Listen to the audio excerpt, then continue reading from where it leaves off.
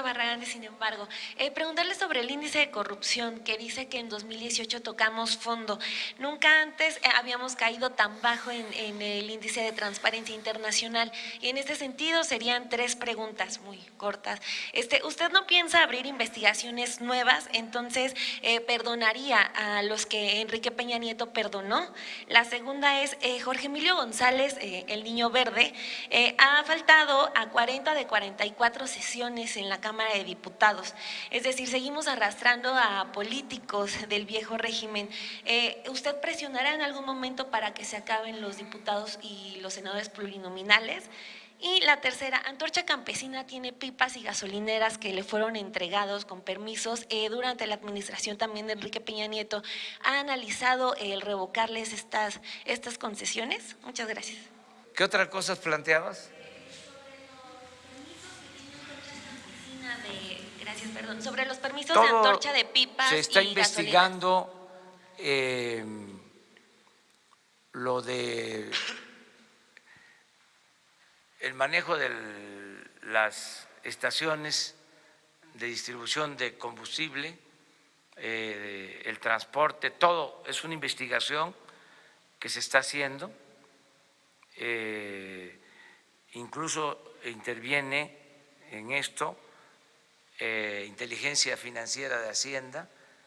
Hay información que se está entregando a la Fiscalía General.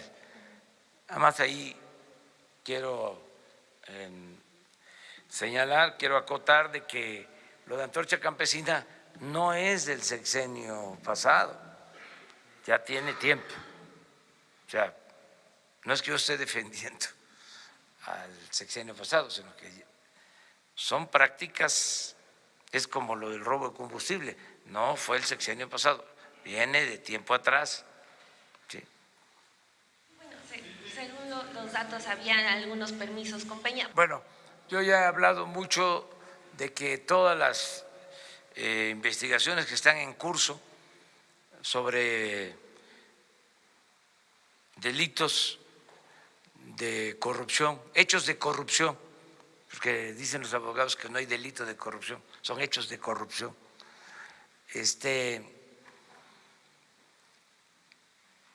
Tienen que continuar, no somos tapadera pues, de nadie. Todas las investigaciones que están abiertas deben de definirse y castigarse a los responsables, que no haya impunidad. Ese es mi planteamiento. Al mismo tiempo, yo no quiero caer en lo espectacular de como lo hacían antes, ¿no? De que va a la cárcel este político y un pez gordo, ahí va, pura faramaya, y seguía el régimen de corrupción. O sea, son los chivos expiatorios. Entonces, ya, basta con eso. Entonces, yo estoy haciendo una condena, ¿sí?, política al sistema, al régimen neoliberal, que fue un desastre para México,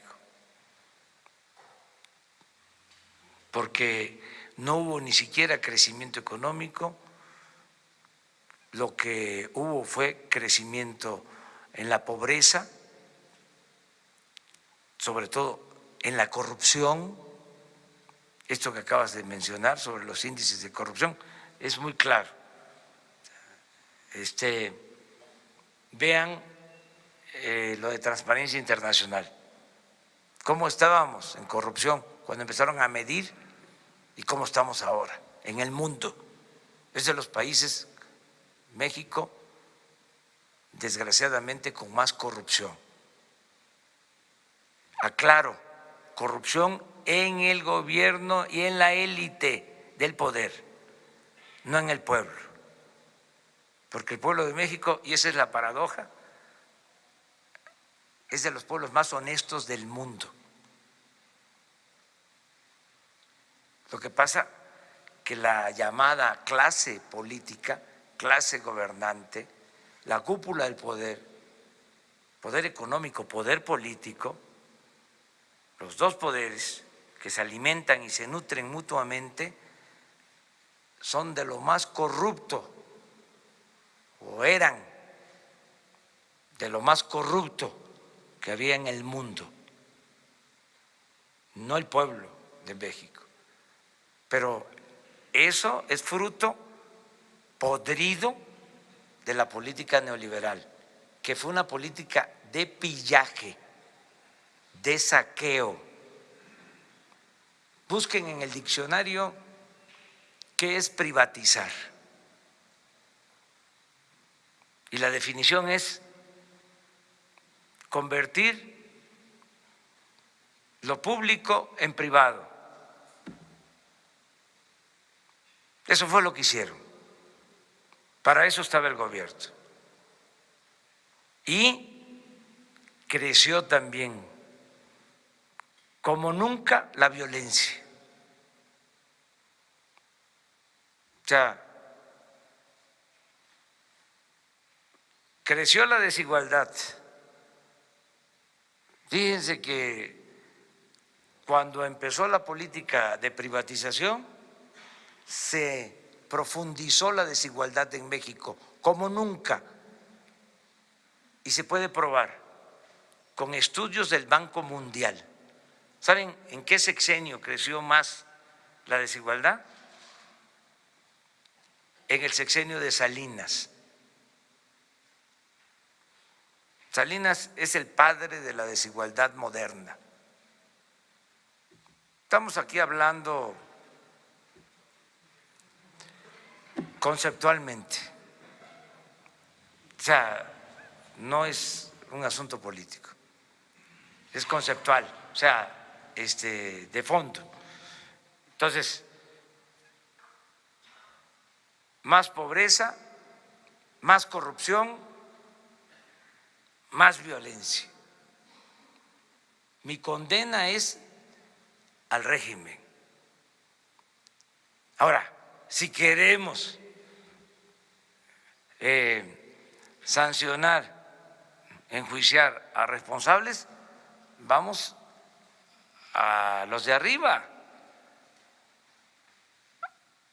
a los que impulsaron el modelo, quienes estaban a la cabeza de los gobiernos. ¿Por qué abajo? Y si es abajo, ¿por qué nada más a unos sí y a otros no? Imagínense el daño que causaron quienes solaparon este régimen de corrupción, de injusticias, de privilegios, esta política antipopular, entreguista, a quienes hasta les pagaban para aplaudir. Todavía hay algunos que siguen defendiendo la política neoliberal.